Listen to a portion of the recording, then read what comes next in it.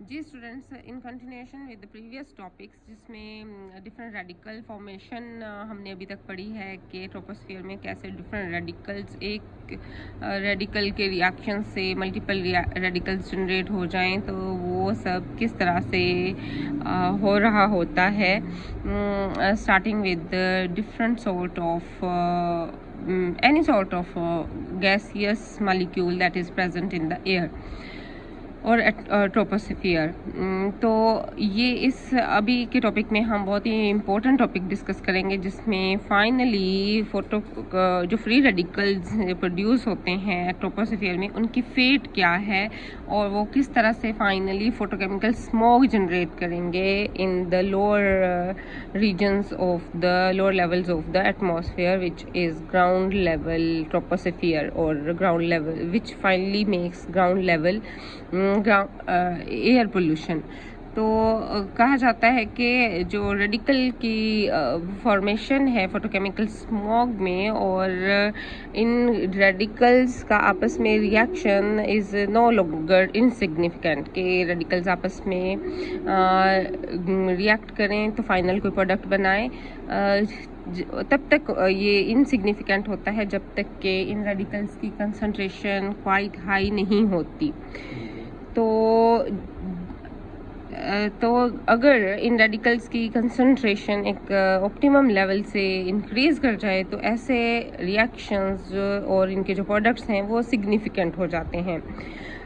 तो because their concentrations are proportional to product of two radical concentrations. Here you can see in the equation that radical plus radical, one sort of radical and the other type of radical, they will react finally producing non-radical molecule.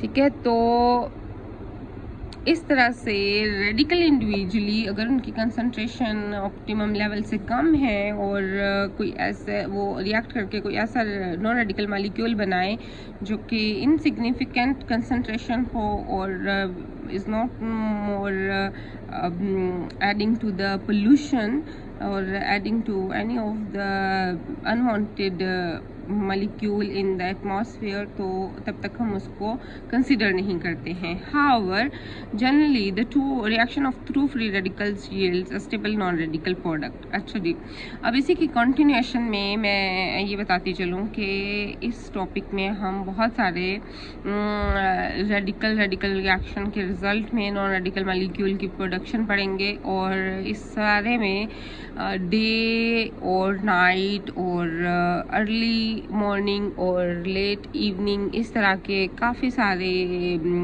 चीज़ें हम discuss करेंगे कि कौन सा reaction किस time पे feasible है और किस तरह से फोटोकेमिकल स्मोग का में डिफरेंट पोल्यूटेंट्स की कंसंट्रेशन वेरी करती रहती है ड्यूरिंग द होल डे और इवन एट नाइट। तो ये बहुत ही इंटरेस्टिंग सा एक स्कीम की फॉर्म में हम इसको डिस्कस करने जा रहे हैं। अगर आपको इसको किसी भी तरह से रिप्रेजेंट करना आता आए या फिर किसी और टॉपिक कहीं और बुक से भी आप इसको पढ़ सकें, कहीं और गूगल से यूट्यूब से आप इसके बारे में डिफरेंट एक पैटर्न पे इसको आप लिख सकें और बहुत ही जैसे कहते हैं एलैबोरेटिव वे में आप इसको एक्सप्लेन कर सकें, तो ये बहुत ही अच्छा होगा। अगर आप इसको इस तरह से भी प्रिपेयर करते हैं, that's also not bad, I would say, but it's important to understand it from the very basic in this theoretical way as well.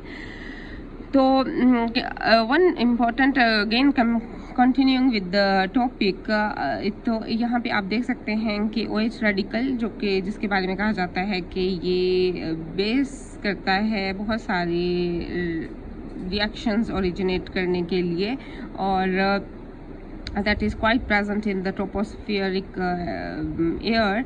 तो इसकी कम्बिनेशन OH रेडिकल की combination with nitrogen dioxide radical it produces HNO3. That is a simple radical reaction combination. ठीक है, तो a process that as we saw it occurs in the stratosphere as well, and we are discussing this photochemical smog in troposphere. This reaction is the main tropospheric sink for hydroxyl radical. कहा जाता है कि ये reaction, इस reaction के तहत जब nitric acid produce हो जाता है, यील्ड होता है या फाइनली नाइट्रिक एसिड बन जाता है, तो ये मेन ट्रोपोस्फेरिक सिंक है ये reaction for the hydroxyl radicals. बहुत सारे हाइड्रोक्सिल रेडिकल्स यूज हो जाते हैं HNO3 प्रोड्यूस करने में. The average life time for HNO3 molecule is several days. काफ़ी सारे दिन तक HNO3 स्टेबल रह सकता है. By then it either has dissolved in water, और इसके बाद या तो ये पानी में डिसॉल्व होके रेन आउट हो जाता है, ज़मीन पे पहुंच जाता है, या फिर photochemically decompose back to its components, या ये फोटोकेमिकल रिएक्शन के रिजल्ट में बैकवर्ड रिएक्शन के तौर पे दोबारा से यही रेडिकल्स बना देता है. Similarly, combination of OH with NO radical gives nitrous acid HNO2. In sunlight, the nitrous acid, अब कहते हैं दिन में सूरज की मौजूदगी में, सनलाइट की मौजूदगी में, nitrous acid is almost immediately photochemically decomposed back to OH and NO. जबकि रात में it is stable and therefore its concentration climbs. रात में अगर किसी एरिया में ये दोनों स्पीशीज मौजूद हैं, तो at night the concentration of nitrous acid is maximum in the tropospheric air, and in the day these species or the same radicals they are formed back during the day. So the observed gigantic increase by dawn, again gigantic increase observe होती है in the morning in the air of smog ridden cities.